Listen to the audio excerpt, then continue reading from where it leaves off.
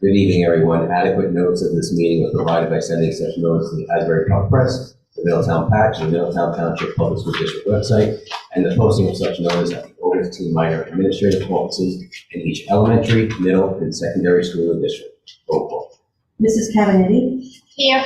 Mrs. Farley? Here. Mr. Fitzgerald? Here. Mrs. Mayonnaise? Here. Mrs. Skolasky? Here. Mr. Pope? Here. Mrs. Wright? Here. Mrs. Tobacco? Here. Mr. Capel? Here. And now your resolution for executive session to discuss matters of litigation, contract negotiations, and personnel matters. So moved. Second. All in favor? Aye. Opposed? Abstentions? See you in a little while.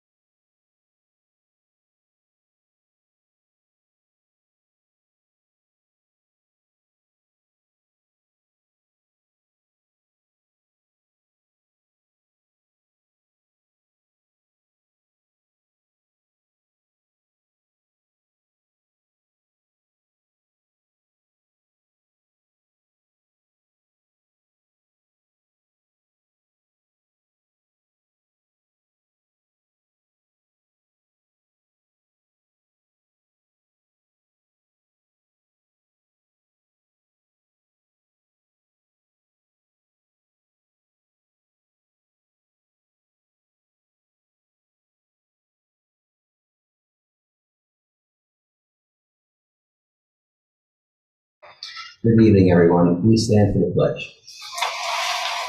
I pledge allegiance to To the flag of the United States of America, and to the republic for which it stands, one nation, under God, indivisible, with liberty and justice for all.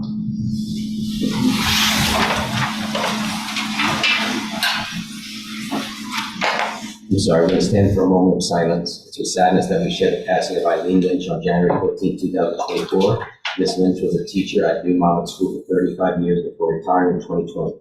On behalf of the school community, we extend our deepest condolences to the Lynch family. It's also with sadness that we are sharing the passing of Edward Huey on January 23, 2024. Mr. Huey was a maintenance worker in the district for the past 22 years. We extend our deepest condolences to the Huey family.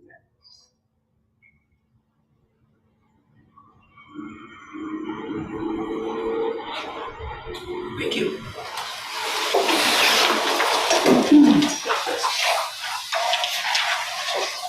We're now going to invite our high school North student speaker, Mr. Aiden Corsiaris.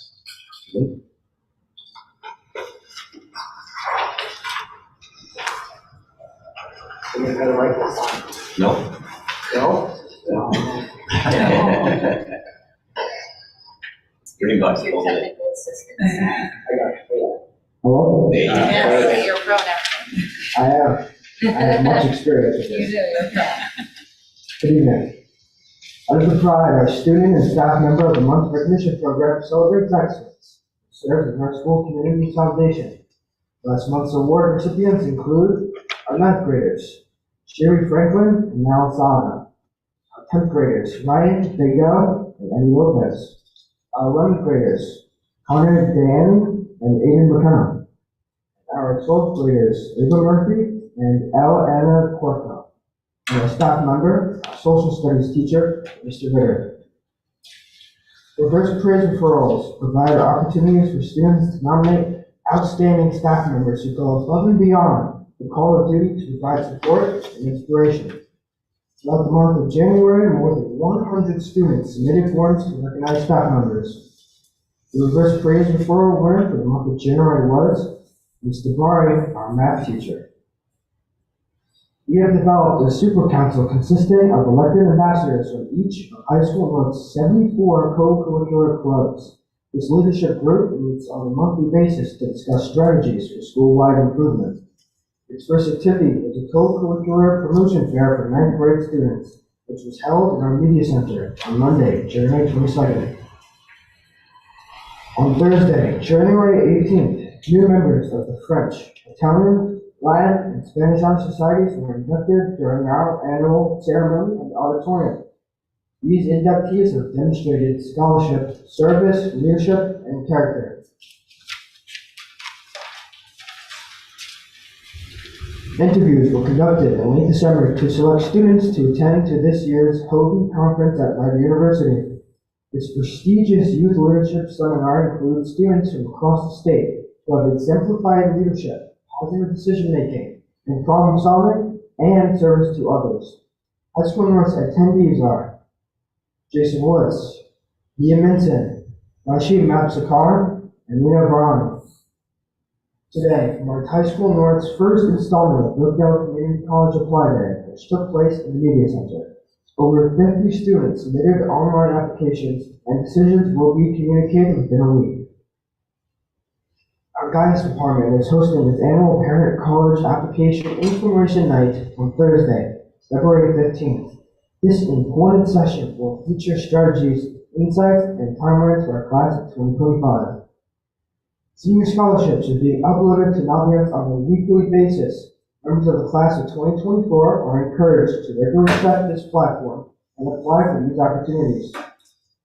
Congratulations, the following musicians for being selected to the All Shore Jazz Band.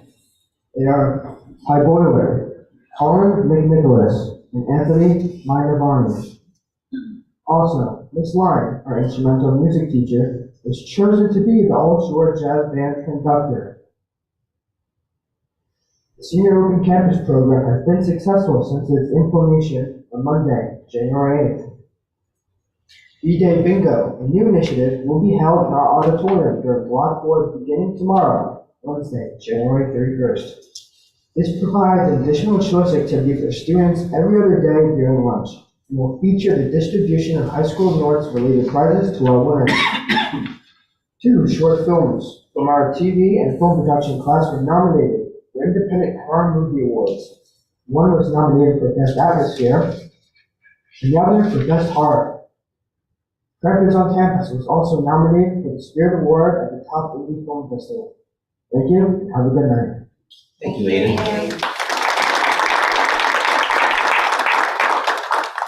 So much good stuff going on. We're now going to turn our attention to High School South, Mrs. Sophia Casco.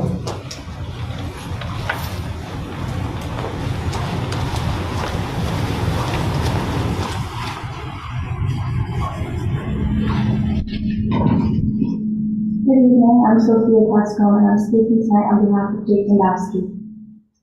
To start, seniors have their first open campus program day on Monday, January 8th. This is a senior privilege to leave the blocks room for with the permission of their parents and or guardians. All seems to be going very well. The first annual winter formal will be held at High School South on February 15th from 6 to 8 p.m. in the High School South cafeteria. Mr. Kozak's Basie Award-winning play, Then One Foggy Christmas Eve, which he wrote for South's Fall 2022 production, had just been picked up for publication by Eldridge Publishing and will be available for production starting this summer. His short play, The Michelson Model, his take on the Danielson Teaching Evaluation Model, was published in December in the Best 10-Minute Plays of 2023, and he has monologues featured in the national anthologies, The Best Men's and The Best Women's Monologues of 2023. I was selected to attend and represent High School South at the New Jersey State Elks Association's Peer Leadership Conference. It will take place this weekend, February 2nd to the 4th at the Ocean Place Resort and Spa in Long Branch. Juniors David Stalker and Patrick Dempsey have been chosen by South faculty to be South's nominees for the very prestigious New Jersey Scholars Program. 39 students will be chosen to attend the 5-week interdisciplinary college-level summer program at Lawrenceville School. Good luck to David and Pat. Play Unified Cheer started last week. We have about 25 athletes all together from North and South. They cheered at South games on January 27th and the 30th, as well as the North game on January 25th and the upcoming game at North on February 2nd. The winter sports season is in full swing, with most teams finishing regular season competition over the next few weeks. The ice hockey team held 2 events, the first of which was a game against the Brick Stars, an ice hockey program for children and youth, young adults with developmental disabilities, which raised over $2,000 for the program. Then, in partnership with Middletown North, the team competed in their annual Gold Apple for pediatric cancer on January 23rd versus RFH. The North and South hockey teams combined to raise over $7,000 for the Infinite Love for Kids Fighting Cancer organization. Senior track runner Rosie Shea won the 3,200-meter race at the Indoor Monmouth County Championships. Maddie Hussey finished second in the shot put, and Peter Chialia finished third in the pole vault. Wrestlers Thea Rowland and Caitlin O'Reilly were crowned Short Conference champions at the Short Conference Wrestling Tournament on January 15th. The field hockey team was presented with the Short Conference Official Sportsmanship Award for the 2023 season on January 24th. Middletown South will host the quarterfinals of the Boys and Girls Short Conference Basketball Tournament on Saturday, February 10th, and the NJSIAA District 17 Wrestling Tournament on Saturday, February 17th. The winter sports season is underway with over 350 students competing in basketball, wrestling, ice hockey, bowling, swimming, indoor track, and competition cheerleading. Junior bowler Caitlin Mazarski recorded a perfect game of 300 in the girls bowling team win over Monmouth Regional earlier this month. The ice hockey team competed in a charity game against the Brick Stars on January 21st at 8 a.m. in the Howell Ice Arena. The Brick Stars, once again, is an ice hockey program for children and young adults with developmental disabilities. The girls swimming team competed in the Monmouth County Championship over the weekend, finishing in 5th place as a team. The boys and girls indoor track teams competed in the Monmouth County Relays, finishing 8th and 4th place, respectively. The second annual student-teacher cornhole tournament will begin next month, with teams competing for a set of cornhole boards designed and painted by South students. Each team will also be competing on behalf of the charity of their choice, with the winning team presenting a check to the organization at the finals. Congratulations to James Catley, Adriana Denolfo, Julia Alexandri, Francesca Geraci, Kayla Macri, Nick Matek, Luke Roberts, Kayla Saul, Andy Kirchner, B. Warnerbaugh, Alec Rader, Gigi Majorana, Luke Zavany, Joe Gazone, Grace Wilson, Isabella Campione, Kate Cashin, Kirsten Preferred, Mia Dimitri, Joe DeMarco, Sean O'Grady, Grayson Hardwick, and Ian Valenzano. 7 of their films were selected to be screened at this year's Garden State Film Festival in Asbury Park, NJ. There were over 100 entries from around the world, and these 7 films were selected. Thank you. Thank you, Ms. Castle.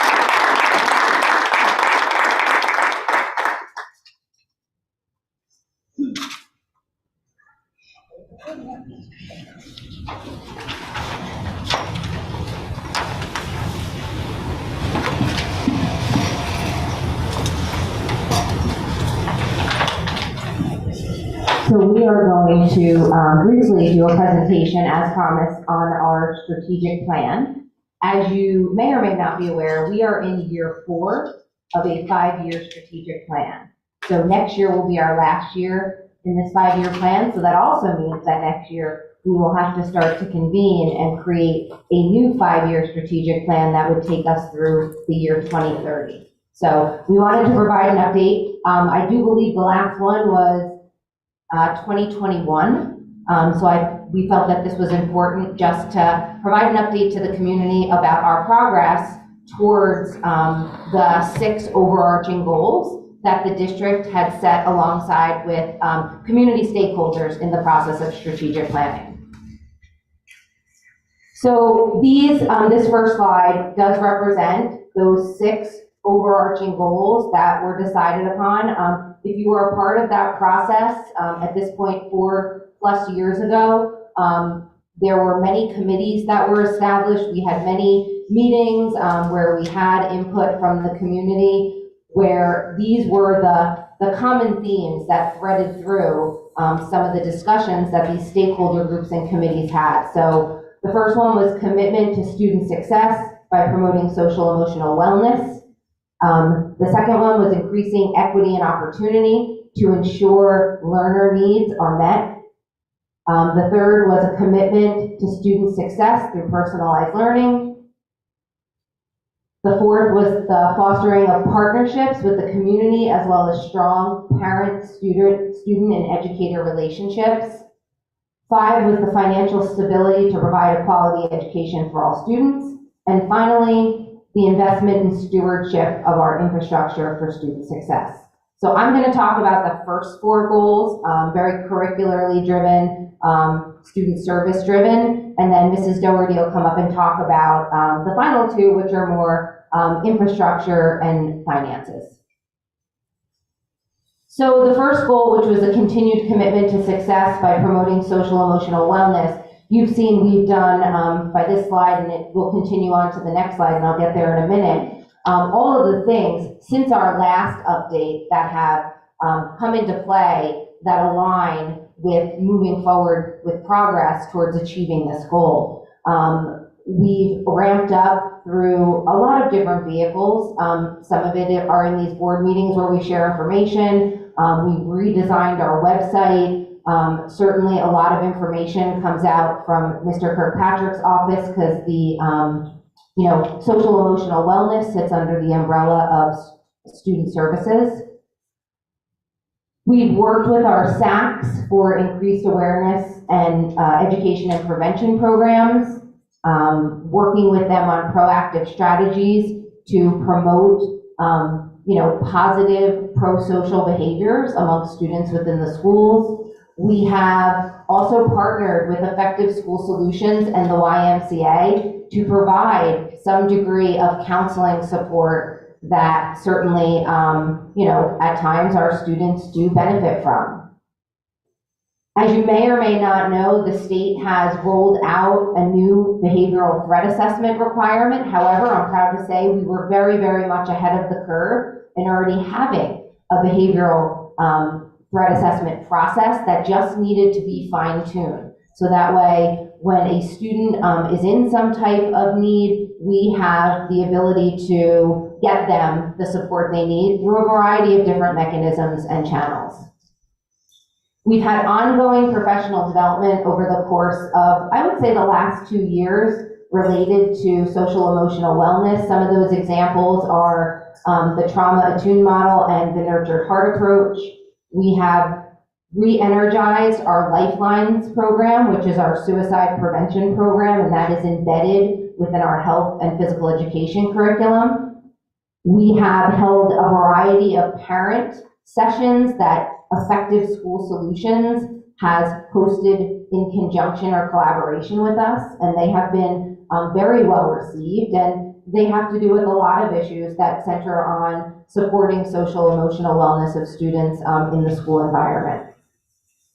We've also really focused on proactive and preventive strategies, to align with our beliefs and values on anti-bullying, and increased awareness, education, and prevention programs by our new anti-bullying specialists, which are present at the secondary level. Their number one goal is really prevention and proactive work with students in trying to help them to develop the skills and strategies so we don't get to a situation where students are at odds or, quite frankly, not treating each other with the respect that they deserve by being a part of the school community.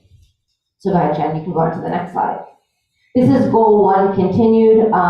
We have lots of programs and activities within our school, particularly our elementary, where we have our social behavioral support specialists, and they do a lot of social emotional wellness activities with their students, a lot of, character development lessons. We've also infused our positive action, which you may remember as our social emotional learning curriculum that was adopted last year, and this is year 2 of implementation. We talked about Lifeline suicide prevention. Many of you may have seen some of our most famous attendees of school, and those are our air dogs. So they tend to be the fan favorite in many of our buildings. We have a number of therapy dogs that have been trained as such and actually, come to school a few days a week with their owners, and they do provide a definite measure of social emotional support for many of our students. That program has been extremely well received. We've done a lot of awareness and prevention things like Red Ribbon Week, Student of the Month programs, and our goal is always not only certainly sometimes there are consequences for behaviors. We also believe that's a dual approach, consequence for actions at times, but also there's a restorative piece. We want our students at all levels to learn and grow and develop skills and strategies to be able to handle some of these challenging situations that they may encounter most oftentimes in their social environment. So, our approach is very whole child and driven by lots of different lessons and lots of different skill building that really the people that work in our mental health field, our school psychologists, our school social workers, our student assistance counselors, and our social behavioral support specialists all have a really, really big role in providing this type of support, not only for our students, but for our teachers who are working with those students, during the course of a school day. So those are the updates related to goal number 1. Goal number 2, and a lot of these you're going to find are crossovers into multiple areas with multiple, kind of applications to the different topics that are in these goals. So this goal was about increasing equity and opportunity to ensure the needs of all learners are met. And when I think about this, I think of a phrase that we use in education, and we often say we need to have children who are available to learn, right? When we talk about academics and instructions, that is all very important, but we have to have children in a mental space and a social emotional space to be able to receive that instruction. So, when we talk about the importance of social emotional learning in schools, it really is to generate that availability to learn for students. So when we talk about equity and opportunity, a lot of that opportunity, not only in things we offer, but providing the support students need in that social emotional capacity to generate the ability for them to be able to thrive in the educational instructional environment. So we talk about social emotional stuff first on here, and it's Effective School Solution. We have a partnership with them. They offer Tier 3 clinical counseling services to students across our district. We also have what we refer to as Tier 2 counseling, which is more of a short-term, on an as-needed basis type of counseling situation. These are clinicians, which are different from people that work in schools that are certificated by the Department of Ed. So these are actually, mental health professionals that work under their clinical certification and do provide counseling to some of our highest need students. In each of our buildings, we have established school climate teams that do work with stakeholders, parents, students, administrators, Board of Ed members in ensuring that the school environment is as positive and supportive as it can be. That's actually part of the anti-bullying Bill of Rights. Every school must have a school climate team that meets at regular times during the course of a school year to evaluate the school climate, and also look to identify trends and patterns in data that we might be seeing with behavioral incidents, bullying situations, general feedback, and then brainstorm plans for addressing some of those things in a proactive way. So also going back to some of the things we've done to kind of support our anti-bullying efforts, creation of those anti-bullying specialists in our secondary schools. So we do have our anti-bullying specialists that work in our high schools and our middle schools, and their main focus is prevention. While they do conduct investigations and work on specific cases that may come up that could potentially be a bullying situation, their primary responsibility is to really work proactively with the administration and the teachers and the students in getting them to grow, as I said, those skills that really are necessary for them to have those pro-social behaviors that are preventative of a lot of these things that come up through these, these potential bullying situations. We have analyzed data and school community feedback. We are currently working on a series of potential surveys that we would roll out to get some feedback additional on our school climates and our environments. So more to come on that before the spring kind of ends and we break for the summer. And we have tried to increase our education and training for our staff members in total, because you can never have too many tools in your toolkit when you're dealing with children and social situations, because it is dynamic, it is complicated. So we want to provide our teaching staff members and our other staff members in the district with the tools they need to be able to support and remediate things in a really, really proactive way. On the academic side of equity and opportunity, we have really spent a great deal of time and energy in creating a robust model of tiered intervention for academic, social, emotional, and behavioral support that is seated inside of our intervention and referral services process. This is different from special education. These are academic supports and social emotional supports for all, and they really come through the process of intervention and referral. At any point in time, a student may be eligible for other escalated services on the special ed side of the umbrella. However, this tiered intervention model is really, really important in intervening often and early with our students in handling a lot of things that may just be temporary gaps or temporary needs, in hopes that providing an intense dose of some support will close that gap or shrink that gap in a way that the student can be successful in the general education environment. The final thing on this slide is our expanded professional development and support from NJCIE. NJCIE is the New Jersey Coalition of Inclusive Education, and we have really done what I believe is a fantastic job of moving the needle on inclusion across the district. We still have a long way to go, but I do believe we are in the right path, and we are starting to see this true belief in inclusion across the district. And as time goes on, we will continue to develop and foster that. And in this situation, I'm talking about inclusion for special ed, but broadly speaking, we're talking about inclusion for all, right? Inclusion on a lot of levels. Our partnership with NJCIE really speaks specifically to special education. But when we talk about inclusion as a district, we're talking about like global inclusion. So we're really, really proud of our efforts there. And, that I am hopeful will continue in a positive direction for all of our students. The third goal had to do with personalized learning and how do we focus in on the academic needs of each individual student in a way that provides progress for their needs at the given moment or where they are from a skill deficit or skill strength position. We have partnered with Rutgers University for an early reading literacy grant, and that is being run through Harmony and Fairview. That is going extremely well.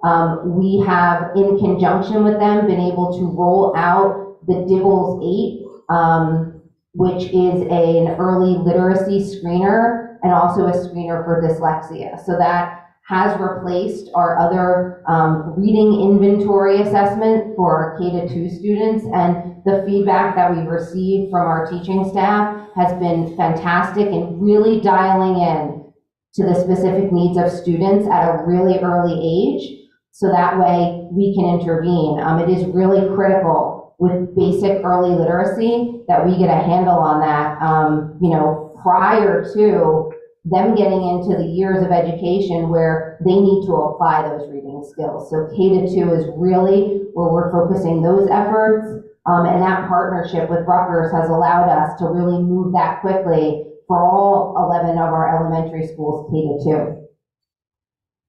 We adopted Linkit Intervention Manager to warehouse our intervention plans for students who are getting that tiered intervention that I spoke about before. And that is critically important because those tiered intervention plans, because they are warehoused electronically, we have the capacity to roll them over based on new rosters each year, which means if you have a child that's receiving intervention and they're moving from 3rd to 4th grade or 4th to 5th grade or even into a new building, their plan and all of the components of it follow them electronically. So their teacher gets that information on day one.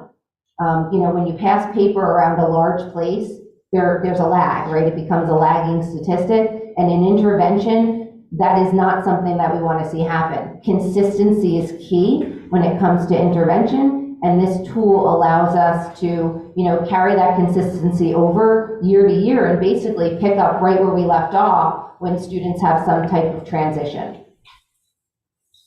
We also, for the first time this year, implemented the cognitive ability screener for students in 2nd and 5th grade. This is an additional layer of information that has to do with analytical and critical reasoning and thinking skills. It is a different piece of information than other assessments that we run currently. Our other assessments are standards or skill-based assessments. This assessment is more about abstract reasoning, right? Potential for abstract reasoning. So it is another piece of the puzzle, and examined in conjunction with those other assessments that we have, really provide a comprehensive view of each student as a learner. We created, as we were revamping our intervention program, a multi-tiered system of supports guidebook for staff so that everybody across our district had a common understanding of what tiered intervention's goal was and what it would look like across the district. That has been really successful. And in conjunction with that, we did a lot of professional development about everybody's role in the district as an interventionist. We all have a shared responsibility, regardless of the subject or our role, to intervene as what we refer to as a tier 1 interventionist. It's really just good instruction across the board. And that goes from academics to social emotional components, but that has been a mindset that we've promoted, that we all have a shared responsibility for intervention. It's not just the math teacher, it's not just the literacy teacher, but everybody can do their part in supporting students, whether it's academically or social emotionally. This year, we also rolled in our iReady program across the K-8 continuum as our benchmarking assessment. If you recall, we used to utilize Lincoln's standards-based benchmark assessments. However, we've decided to go to a more skill-based approach. It gives teachers and parents more granular information about students' abilities. It is a norm reference test, which means it's comparatively a little bit different. It's not, growth compared to a standard. It's growth compared to students that are of the same age as others in that age range. So it does give us, like I said, more specific information, which helps us to run our intervention program successfully, because then we know where to aim our efforts with intervention. At the high school, we've implemented the UWorld program for AP courses. This has helped us to provide feedback to students who are in those AP classes and getting ready to sit for the AP exam. I would say it's successful. We just did a recognition where we had so many of our students, lists and lists of kids getting perfect scores, getting scholars with distinction on. Have a large benefits, and the feedback we've received from our students who are using this as a tool has been phenomenal. So that has been very successful in meeting their needs. Next year, we'll be rolling out our Freshman Frontiers program at the high school, where we are moving towards an academy-driven scenario for our high school freshmen to get them acclimated to the high school experience. So they will be a part of a Freshman Frontier experience where there'll be opportunity for them to learn about all of the different courses and pathways and opportunities that exist as a 10th, 11th, and 12th grader, versus what we were doing prior is having them come into 9th grade and really just begin to choose things. So we really want to use their 9th grade year to educate them on these opportunities, so that way they can support them, so they can make strong choices which serve them well as they determine what path they're going to be on. And I'm not talking about a pathway per se, I'm talking about whether or not they have aspiration to be college bound or vocational bound, or there's lots of different options for students as they leave us as 12th graders. But what we found, based on direct feedback from students, is that they want to know about that earlier on. So we felt freshmen, they generally know very little, right? I own one, I'll say that a million times. So it's important, I think, for them to get a comfort level with what high school is or maybe is not for them, and making decisions, in their 10th, 11th, and 12th grade years that impact them for a significant amount of time thereafter. So that we're really excited about. I mentioned NJCIE already. Professional development, we have had a literacy consultant come in this year and work with our teachers. The focus has been on small group writing instruction. This PD, because it's job embedded, teachers, consultants come into the classroom and actually work with our teachers in action. That is the #1 most effective type of professional development, in classroom job embedded PD, where teachers are getting coached in the moment and getting feedback in the moment with students that are really our students. The feedback from teachers on this is the best feedback that we've received for professional development, I would say, in the last several years. So that has been very, very productive. We worked through reading last year. This year we chose to shift to writing. Hopefully we'll be able to continue things like that in the future. To create equity between the two high schools with arts opportunities, we're developing 2 arts pathways that will replace the Arts Academy that was only being held at High School North as a magnet where students from South could attend.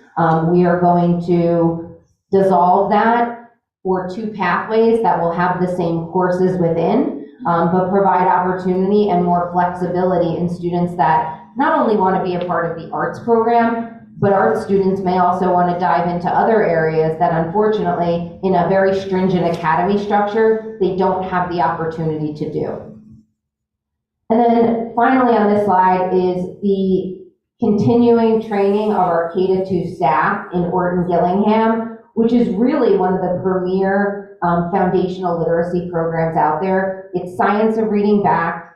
It's got a core philosophical, backing in how reading should be instructed, but it's also programmatically strong because there is a program that goes along with it. Our goal is to get we have many already, but is to continue to work towards getting all of our K-2 teachers trained, so that way they all have these tools, because Orton Gillingham, regardless of the program you use, is an asset. So a teacher really has a comprehensive and strong understanding of how kids learn to read.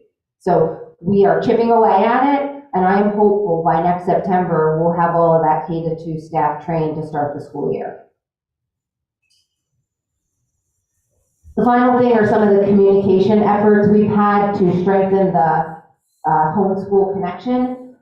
We have a partnership with the Middletown Public Library for SAT and ACT preparation, resources, practice tests, webinars.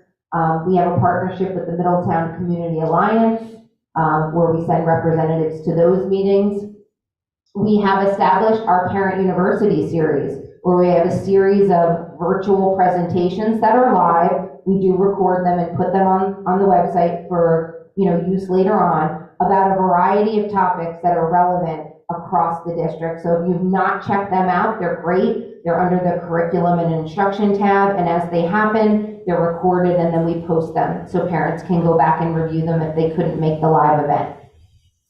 You can see we have partnerships with a lot of different outside organizations, the Community Y, the Mental Health Association, CPC Behavioral Health Care, including Project Insight, Traumatic Loss Coalition, Crossroads, which is part of the Municipal Alliance, a variety of private providers that we partner with, and then multiple other PHP and IOP programs. I, from my office, have tried to increase the communication that you're getting globally across the district with my monthly superintendent's update, which is, celebration of good things, but I also try to make it full of information at a glance for the community, because I think it's important that everybody is hearing the same message in a really transparent way that comes at a regular interval. So I'm hoping that's been beneficial. The feedback has been strong, so we're going to continue along that path. Thanks, Sean. All right, I'm going to turn it over to Ms. Doherty, who will do the final 2 slides.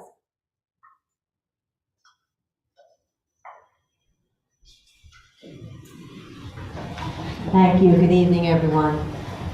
So, Goal 5, financial stability to provide a quality education for all students. I just want to sort of frame this as Mrs. Alphone said before. We started this strategic plan in 2020. So the start of this strategic plan coincided with the early part of the pandemic and 2 years into the S2 legislation that has reduced our state aid here in Middletown by over $5 million to date. So these factors have been challenges that the district has had to address over the past few years, and we continue to do so. What we've highlighted here are some of the things that we've done to bring more funds into the district to provide resources for us to make improvements and fund things that we may not have been able to fund through our regular budget.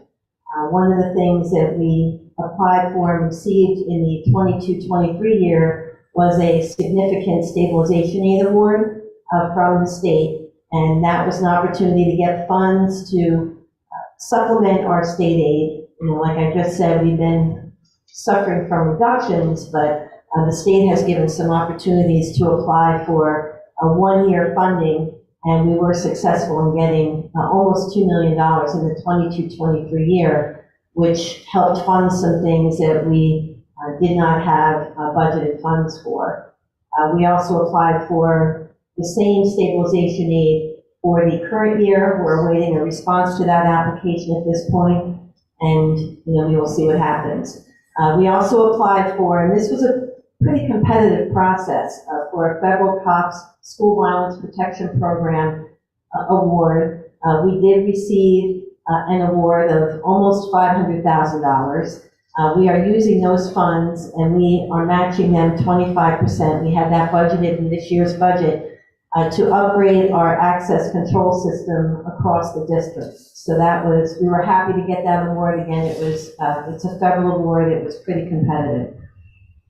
We also, and not every district did this, but we applied for FEMA reimbursements, and originally they were not going to give those to schools, but we were able to do that for some of our pandemic-related expenses. So through that work, and it's kind of arduous going through the applications and reimbursement process, but we're happy to say that we were able to secure $536,000 in reimbursements through the FEMA program for expenses that qualified pandemic-related expenses, but then that allowed us to utilize our own local budget funds toward the other important initiatives we were doing here in the district that are non-pandemic related.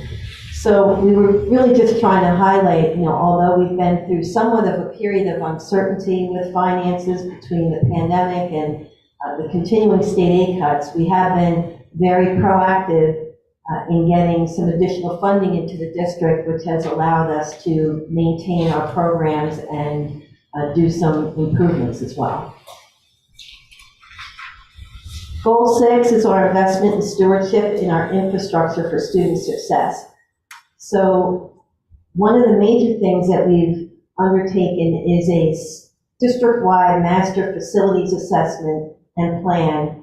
We're currently working on that with our architect. That work will serve as the foundation for planning an eventual facilities referendum. We really haven't had a large-scale capital program here in the district in close to 20 years. So it is time for us to start planning for that. The bonds that we issued for the previous work are going to be maturing, or they'll be paid off in a few years. So it is time to look at all of the things we need across the district. So that will include a process that involves our administrative team, the board, and eventually there will be some community discussions about things that are needed across the district. This will take some time to put together. It's not something that's going to happen in the next few months, but we are starting that process. We also had an independent assessment of our district security environment. We had a consulting firm come in last spring. They went all around the district to take a look at not just our personnel, but also the infrastructure we have for security and our procedures and protocols. I will say that they were complimentary of what we have here in the district, but we are also using the report for any additional security investments going forward, to give us a guide on where we would best use those funds. Now, on the agenda tonight, this is very timely, but our major project that we're going to be working on this summer is the replacement project of the Middletown High School North Track and Turf Field. We had budgeted for that in our previous budget last year. There were some delays in getting that project going, but we do have it on the agenda tonight to award the contracts for those, and we are going to be beginning that project in the spring, pending the board approval. So those are some of the things that we've done that directly relate to our strategic plan. We do have a couple of more years to finish up our current plan, but it will be very soon that we will start thinking about the next 5 years. Thank you. Thank you, Ms. Doherty.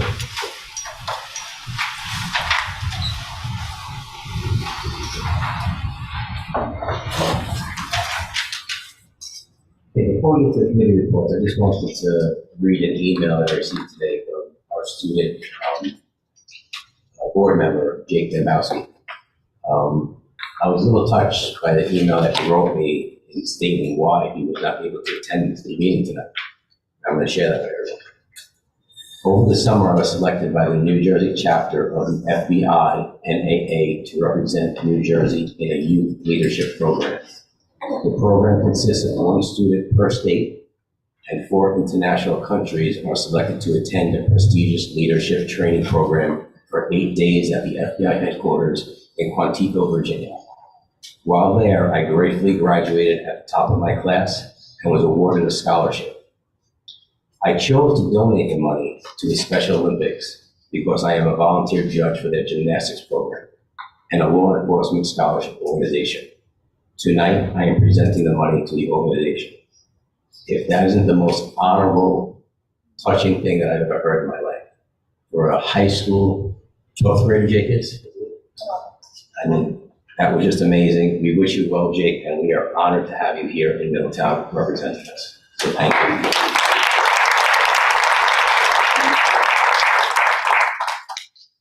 Moving on to our committee reports, curriculum and instruction, Mrs. Farley. Thank you. We did meet this month.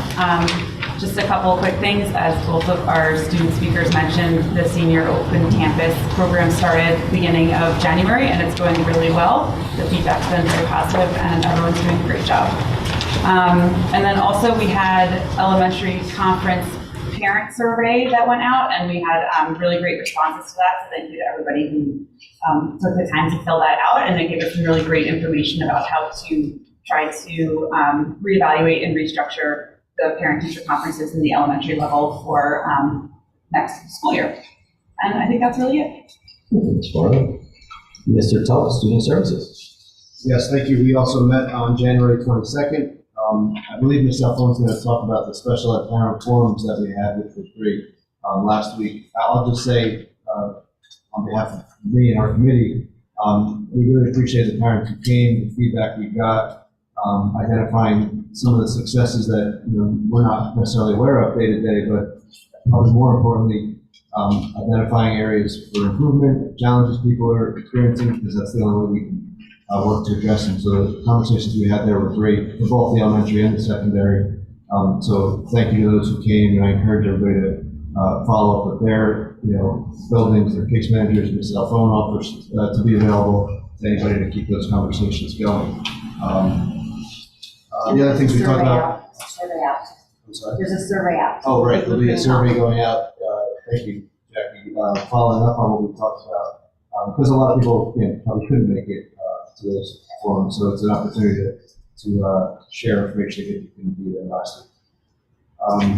Otherwise, our committee talked about the administration's working on next year employing more of our OTs and PT, occupational therapists, physical therapists, internally instead of outsourcing that. So will provide more consistency ideally and hopefully even a cost saving. And also be evaluating the different facets of our partnership with ESS moving forward and trying to adapt and adjust in light of the chunks of COVID money that's lapsing now. That was a big part of the programs that were affected last couple of years. So that was it. Thank you. Thank you, Mr. Tull. Moving on to finance, Mrs. Dart. The Finance Committee met last week. We had a few topics that we discussed. One of them I just mentioned during the strategic plan update. We did review the cooperative proposals that we had received on the high school North Kirkland track project. We received proposals under the ESCNJ bids for this work from Keystone Sports Construction and AT&T Sports. In the process of doing this, and before we'd asked for these proposals, and in the interim between last summer and this summer, we did look at our specifications, and we were able to get more information on the site work and the drainage, so we were able to reduce the work there significantly. So after we discussed the options and reviewing the turf and track samples with the committee, the consensus was to put the proposals on the board agenda for approval tonight. But I do want to highlight that our original bid for this work last year was $1,967,000. And with the reductions that we've been able to make in the site work, the total of the two current proposals we have are $1,208,000. So it's a decrease of almost $760,000. The funds, again, were dedicated for this project in the 22-23 budget, so they've already been set aside. We also went over with the committee an update on our current budget, our 23-24 budget. One of the areas we are looking at for the current year is health insurance. We have had some claims that have been running above what we expected. We do have reimbursements that come back in from our stop loss insurance to offset the majority of those. But it is an area, not just for Middletown, but across the state, across the country, really, healthcare costs are rising. So we are monitoring our claims, as we are self-insured, to make sure that, we are still in our budget situation. So it's just something we're monitoring. We also talked about the 24-25 budget. Mrs. Alphone and I updated the committee about the status of putting it together. We have gotten all the information we need at this point from the schools and the departments, and we're looking at now going through those and setting priorities and establishing, what items will be included in the budget proposal and what items, can either be deferred or perhaps do a different way to realize some cost savings. So we will continue to do that. Our budget is due to the county office for approval by March 20th. We have set a meeting date in March. I don't remember off the top of my head which day it is, but we have a meeting set to approve our tentative budget. So for the next several weeks, we will be working on that and working through our committees and coming up with a proposal for the board to consider. Great. Thank you, Mr. Martin. And I'd like to say I am happy to see the Middletown Girls Track and Field move forward. It's very good, especially saving almost $750,000 is a good thing, and happy that everybody will be utilizing this, hopefully next year, which we have all intentions. Okay, and let's now open up to public comment on agenda items only. Oh, I'm sorry, can you read that? Yeah, so policy committee did meet last week to discuss one policy. It's a random drug and alcohol policy, and we tabled it for further discussion. The question is whether or not to abolish the policy and obviously keep our other policies, reason to suspect policy. But the random drug and alcohol policy does only address drivers and athletic participation. So we kind of we discussed it when we have further discussion on it. And it's also something that was suspended during COVID, so it's kind of hasn't really kicked back to its previous levels yet. And I also have a quick update regarding our litigation from the state for our attempt to amend policy 5756. And the state's lawsuit against us. Just to update the community, we are actually covered by our insurance company for our litigation costs going forward. So very happy to have that confirmation. And also had a little bit of good news. Harmeet Dillon's law firm, her law group, and the Center for American Liberty were granted their motion to participate as amicus. They also filed a brief supporting our position, so they'll be on board for whatever goes on further with our litigation. So very happy to have them and very appreciative. Sounds good. We're now going to open up for public comment on agenda items only. If you wish to make a public comment, please step forward, state your name and address for the record. Seeing no one stepping forward, we're going to close the public comment and move forward. Amy, proclamation and end of the meeting.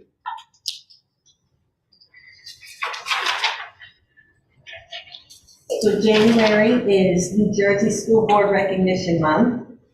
To recognize that, we have a resolution on the agenda this evening, whereas the New Jersey School Boards Association has declared January 2024 to be School Board Recognition Month, a time when all residents can acknowledge the contributions made by our local school board members.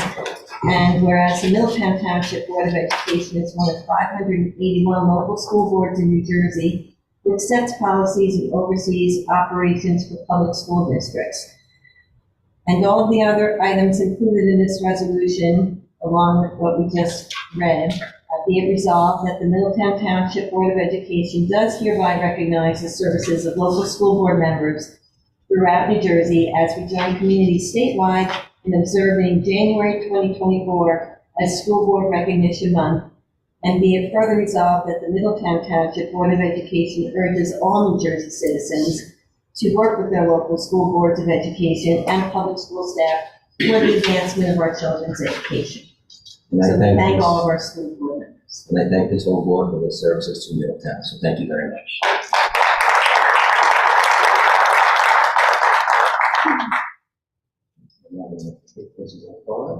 Superintendent update. Okay, great.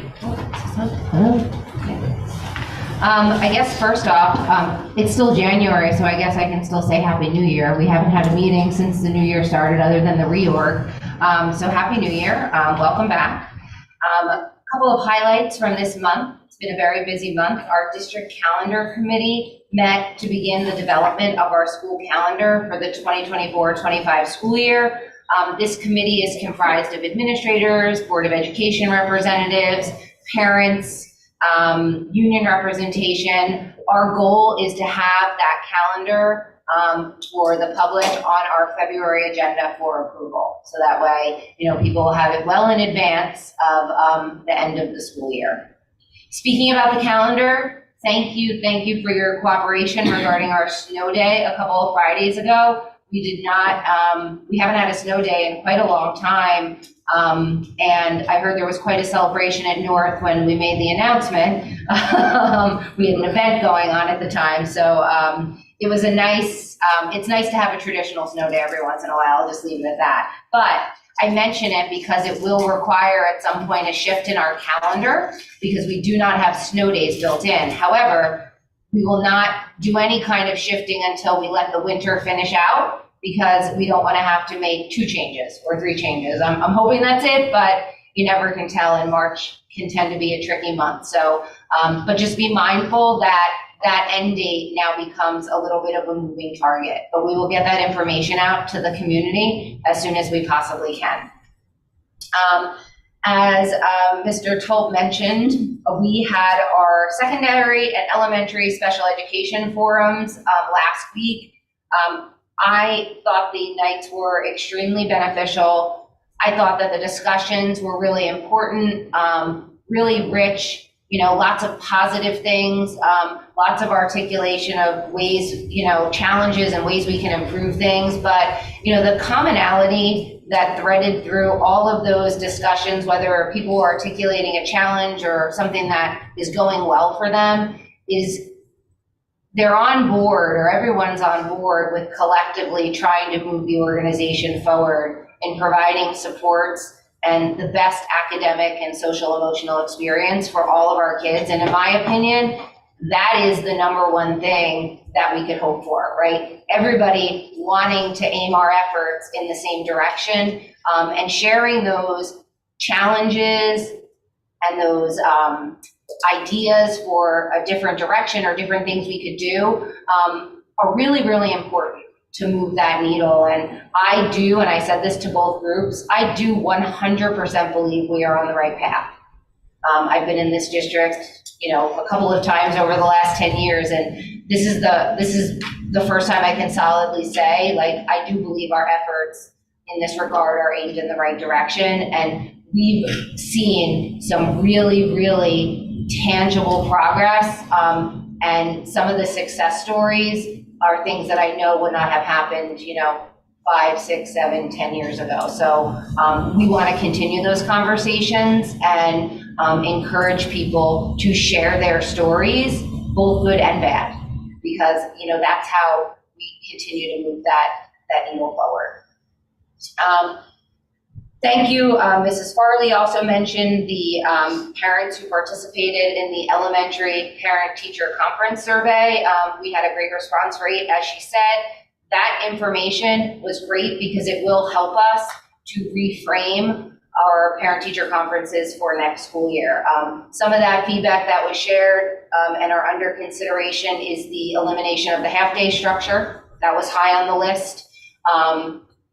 Expanded timeframes for having a conferences to try to give parents more time with their child's teacher, and certainly when those conferences are placed. to be in conjunction and in better alignment when report cards are released and when assessments are conducted. So all of those things are being taken under consideration.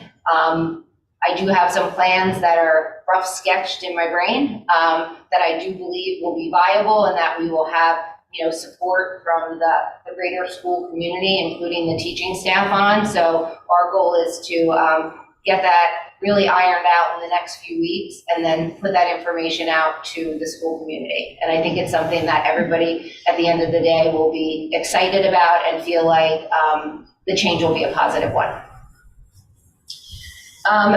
As Mrs. Doherty said, I'm just kind of stealing everybody else's comments at this point, sorry. January also marks the start of when we really begin to dial in on the budget for next year. As you all know, she mentioned, and I'll reiterate, March 20th is when our tentative budget is due to the county. Currently, we are collaborating, the administration and the Board of Ed, to evaluate our current budget, our cost projections for next year, and how to streamline some of our services. And you heard me talk about effective school solutions and some of the services we're offering. You probably are very well aware that during COVID, we had an influx of state and federal funding that was funneling into school districts all across the country, and New Jersey certainly was the beneficiary, and our district was as well. Those COVID funds are termed, so those project periods are ending, and that money is expired, or we've used it for, good cause. However, with that, we have to find a way to manage that and to provide a level of service, but also balance the financial responsibility piece of it. So that's our goal, is to provide a level of service that we all feel is important, but at the same time, upholding, the financial responsibility that we're all accountable for. But we feel like we have a good head start and certainly more to come in the upcoming months. Finally on the agenda tonight will be my recommendation for my replacement as the Assistant Superintendent of Curriculum Instruction and Special Services. I will be recommending tonight Mr. Kevin Cullen, who is currently the principal of High School North. I just want to say that Mr. Cullen's qualifications speaks for themselves. He has successfully been an administrator in this district at all 3 levels, which is kind of an anomaly where you've been a building level administrator at both elementary, middle school, and high school. And he certainly has that under his leadership belt and on his resume. And he's just done such an exemplary job at High School North. I have to say, these are the types of decisions that weigh heavy on me. Not because I didn't 100% feel that Mr. Cullen was the right person for the job. It was because I knew that in the process of doing this, I was going to be disappointing a school community. However, I believe that I would be remiss in my responsibility if I didn't put the most qualified people in positions to impact the greatest number of students. And I 100% believe that Mr. Cullen will do that. I was with him when he told his staff, and it said it all to me. Their happiness for him and congratulations, but also mixed emotions of, we're losing him, made me believe and know again that he was the right choice, because that's the effect he will have on 16 buildings and not just one. So, I'm excited for it. He'll begin this new role on July 1st, and that is purposeful because I also believe in continuity of leadership in a building. So he will stay and remain as the principal of High School North till July 1, and then he'll assume the responsibilities of the assistant superintendent. I will continue to oversee the curriculum and special services department for the next 5 months until that transition happens.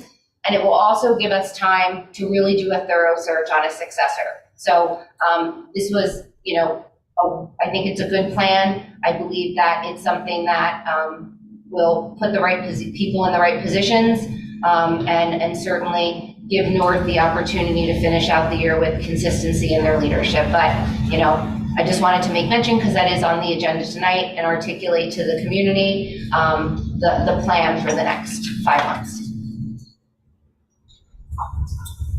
That's it. Thank you, Ms. Huckle. Okay, moving on, we need a motion to approve meeting minutes 11A through C. So, second. Discussion? All in favor? Aye. Aye. Opposed? Abstentions? Me. Okay, yes. Can we just category our? Need a motion to approve 12A? So moved. Discussion? All in favor? Aye. Opposed? Abstentions? We need a motion to approve 13A through F. So moved. Discussion? All in favor? Aye. Opposed? Abstentions? Okay, we need a motion to approve 14, recommendation of the superintendent of schools consent agenda 14A through L minus L number 14 at the moment. So moved. Second. Discussion? All in favor? Aye. Aye. I Opposed? am voting on 14A. I will be voting yes for the unfounded and no for the founded. Got it? Joan? I am voting no on the founded and yes on the unfounded. I'm also voting no on number 17. We are up to 17 on this too, right? Correct, everything minus L I'm voting 14. no on number 17, the first name for the North softball assistant coach. You good, Amy? I'm abstaining on 14L9H. And, got it. Good, Amy?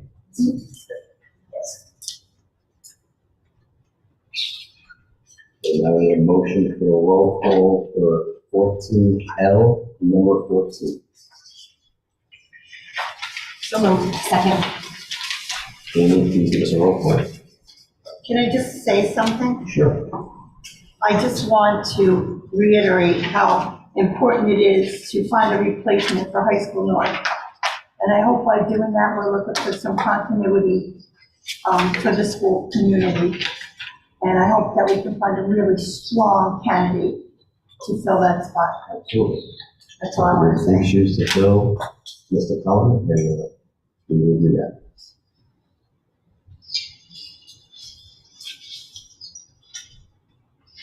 Mrs. Caminiti, Yes. Mrs. Farley, Yes. Mr. Fitzgerald, Yes. Mrs. Minimes, Yes. Mrs. Gulaski, Yes. Mr. Tully, Yes. Mrs. Wright, Yes. Mrs. Tobacco. Yes. Mr. Capone. Yes, congratulations, Mr. Cullen. Congratulations.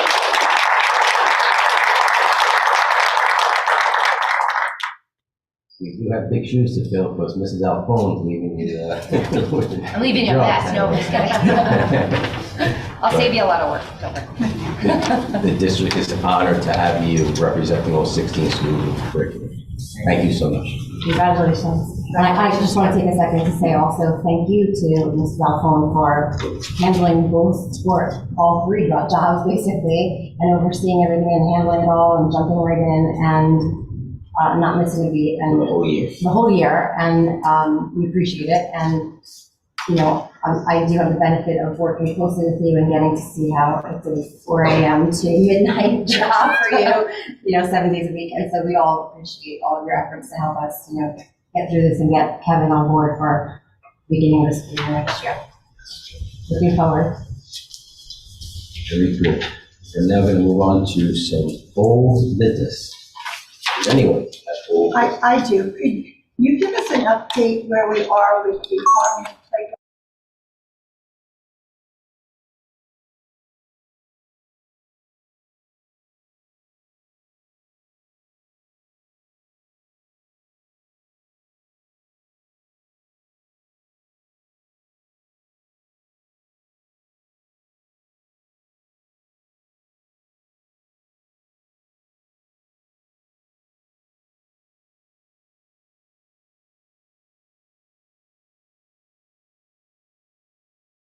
Some concerns about playgrounds and equipment for our preschoolers and our special education students. So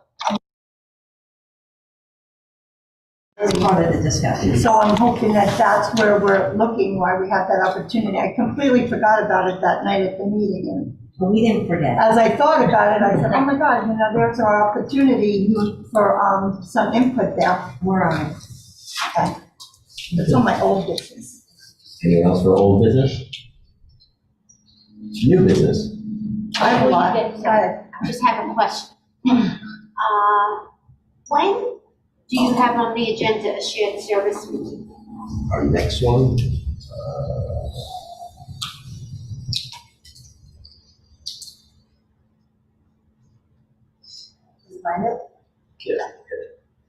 it is right now scheduled for February 20th, Tuesday, which is the same night as our board meeting, by the way.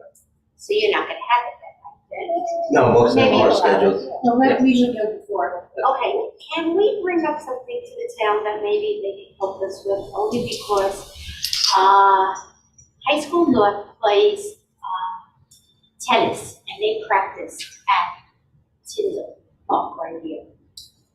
If anybody walked over there and looked at eight or small kids to be playing on that tennis court. Do you think they'll do something maybe before they start Tennis court. tennis, right here, right across the street. Okay? Thank you. I appreciate that.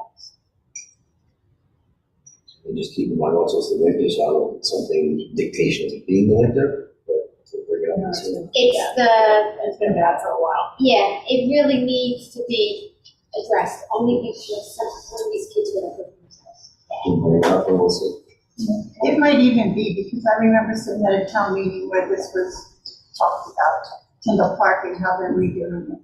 I thought it was I on went it was on with there.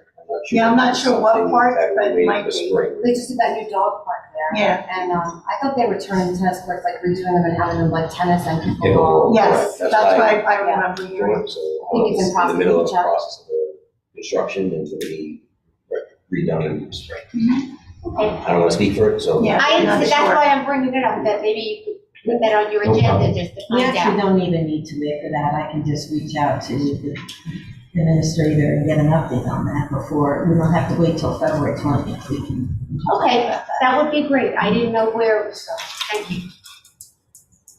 Okay, I have old business, but I want You to did old start, business already. I mean new. Okay. I want to start out first with an academic. There's a young man at High School South, Zach Taransky, who does vocational. And he accomplished getting his license in welding this year. And it opened up all kinds of opportunities for him now to continue to go on and get other licenses. And he also has a job making really good money. So I'm hoping that when we get our update on our vocational schools, I think Mr. Kirkpatrick said last year he was going to be part of that. We find out how many other achievements our students have made, but not only that, find a way to promote it. Because there are opportunities there for our kids. And I'm not sure how many are taking part or how many are even really aware. But it's an excellent thing, and I'm so proud of this young man for doing that. He's already got a job and he hasn't graduated yet. And he's got a license and he's got lots of work. So I'm And hoping we many just saw more. him, and we just saw him playing hockey. We just saw him playing hockey, yep. So I wanted to do that before I forgot. On to the PTAs and the events. Over at Thorne, they're having a cornhole tournament, if anyone's interested, at the Middletown Elks on February 10th. The doors open at 11. The cost is $25 per person, and you get a free t-shirt. So if anybody's interested in joining that, please contact the Thorne PTA. They're also having their gift auction on April 25th from 6 to 10 at the Gramercy, $95. That includes a sit-down dinner and tickets. I attended the Navasink PTA meeting. They're having their variety show on March 15th at Bayshore. They're also having their family sports nights just for the Navasink community on February 9th at Bayshore. They're having a trivia night if anyone's interested on 3/22. It's a parents' night out. I believe it's $25 per person. There's also Theater Week on April 15th, and the show will be held at Bayshore. On 2/15, if anybody's looking to eat out, they're having a fundraiser at Claudy's in Campbell's Junction. All you have to do is place your order and mention the school name, and they get credit. I've done that for Bayshore, and it seemed to be a real success that night. They're also having their STEM night, if anybody's interested in going, and their science night. That date is on 2/27, February 27th. And the projects are going to be shown by the students, and it's going to be interesting to see what they come up with. At High School North, their gift auction's coming up on the 23rd of February from 6 to 10 at Jocks. If anyone's interested, I'm going to post all the invitations from these gift auctions on my Twitter account, so if you follow me, you'll be able to get all the contact information. Bayshore is having their gift auction on April 26th. I haven't gotten a flyer for that yet, but hopefully I will. Bayview's gift auction is March 16th at the VFW. $20 to enter, $40 for tickets. You bring your own food, and no outside alcohol is permitted in there. They will serve it if anybody wants it. Let's see. We talked about Zach. I just hope that everybody gets out there and can help support some of these fundraisers. It's a great night out. It helps our schools. And I just have to say, I know that I've been opposed to us letting someone come in and do advertising through our community. And this is the reason why. All these fundraisers, our community sponsors contribute to. If we take that away, these PTAs have a hard time raising the money. And if you look at the money they're raising and what they're doing for our students, it's far more than an advertisement on the scoreboard would do. It's just my personal opinion, but by adding all this stuff and everybody hearing what we're going, I hope that they realize that that's how much our community supports our schools and local businesses. So, and if we could go out there and support them and get a table, get our friends out there, it's fun nights out with good people. That's all I have. Thank you, Ms. Menounos. I'm going to now turn to Sophia or Adriana. Is there anything that you, Go ahead. no, anything you'd like to say, or? Sure. Okay. So as a senior, I've really been enjoying the open campus opportunity, and I appreciate it. I understand it's a new option, so there's a lot to still figure out, and then not precedent set for certain things. But just one thing I was hoping to be taken into consideration was, I think it was after our snow day, it was a couple days later, there was still an ice concern. So we found out, I think it was second block that day that we couldn't leave. But just that a lot of seniors had planned on either leaving or going home for lunch. So it was kind of like they either went hungry or didn't have a lot of options. So it would just be great if maybe from now on we could know before the school day begins, just so we could plan ahead.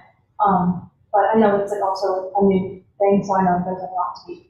I just wanted to come back, but. Well, you know, Thank you. Sophia, I'm sorry, Ms. Fuller. Oh, no, that's okay. I just wanted to mention, Mrs. Gillespie and I did go to the Nut Swamp PTA meeting this month, and the Nut Swamp fundraiser is March 8th, which is Friday, I think, it's at Asbury Lanes.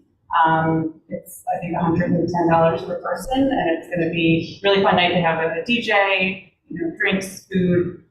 It should be a cool evening, so I just wanted to mention that. Frank, I'll just mention something really quick. So I attended the Bayshore PTO meeting, and their fundraiser is April 26th. I have the form from Sandy Lamb, so I can provide that.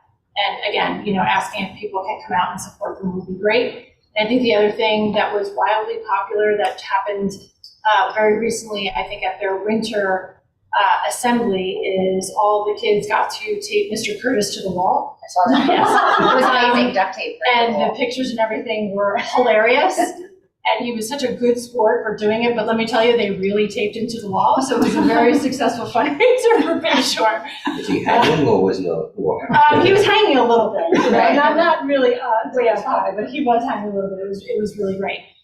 It was all my son talked about when he came home that night, so it was just a lot of fun. And tonight, Joe and I went over to the Monmouth PTA meeting. We were there a little bit earlier. Unfortunately, their meeting coincided with our executive session, but we did get to sit in with the 5th grade parents committee. getting ready to fundraise, obviously, for all the end of school year opportunities. And they're in the midst of Theater Week this week, and their presentation, their play is actually going to be here this Friday night at high school. Anyone else have anything? I know I just left the Middletown North-South Mayor's Cup hockey game with Mrs. Tobacco, Miss Alphone, and Miss Minities, and I believe North was up 3-0 when we left, and it was Yeah, we have an update. They won. They won? North won? Congratulations. Congratulations to North, and I was happy to be there tonight. That is all. I have one more thing I forgot, sorry. I did attend, and I believe Mr. Capone did too, the North National Honor Society of Language.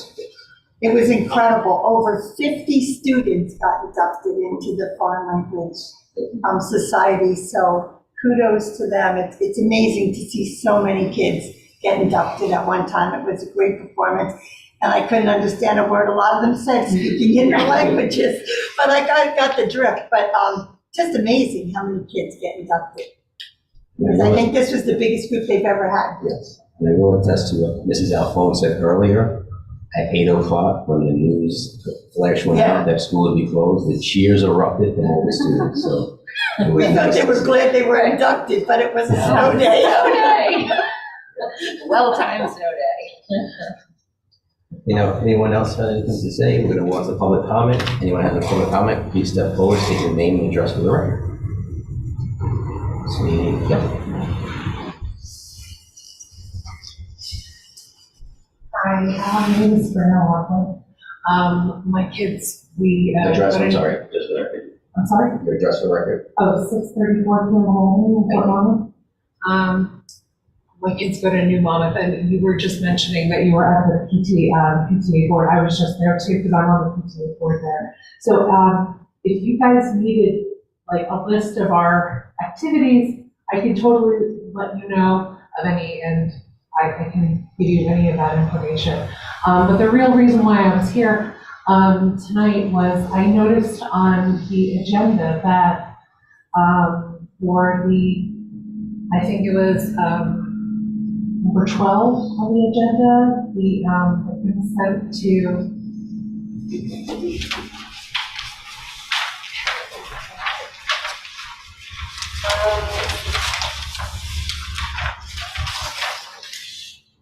just authorization to obtain the approval for the sale of the district properties. I was just wondering, is there a way to get any more information as to what the proposal is for that sale and what the Spitzel Architectural Group plans for? It looks like that the location is the former Fort Monmouth Elementary School. So I was just looking at finding out any information as to what that proposal is. So that sale was brought to us for a number of $2.5 million. That would be coming from the county. We are not aware of what their idea or plans are for that property, but that is not in our full court at that point. Oh, okay. I contacted them once I saw that was on the agenda, and they didn't seem to have any information that they were able to disclose. So I was wondering, while I was here, that if they had that on, like, if you guys had any actual information that. No, I know Ms. already said, I believe maybe 2 weeks ago was in the paper they put there that before they actually notified us, they actually put in the paper. Right. This is our first step of the process, as it's public knowledge that they are interested in the property. In order for us to even have the property available to sale, we have to get permission from the New Jersey Department of Ed. So this resolution was for us to submit the information they would need to approve us actually having the property available for sale. So as further information, or if we have to get a formal contract, that would have to be approved separately by the board. Thank you. Thank you. Get us that info, we'll advertise this for you. Would anyone else wish to make a public comment? Seeing no one else coming forward, I wish to bring the public comment and motion to adjourn. Discussion? All in favor? Aye. Opposed? Abstention. Have a great night, everyone.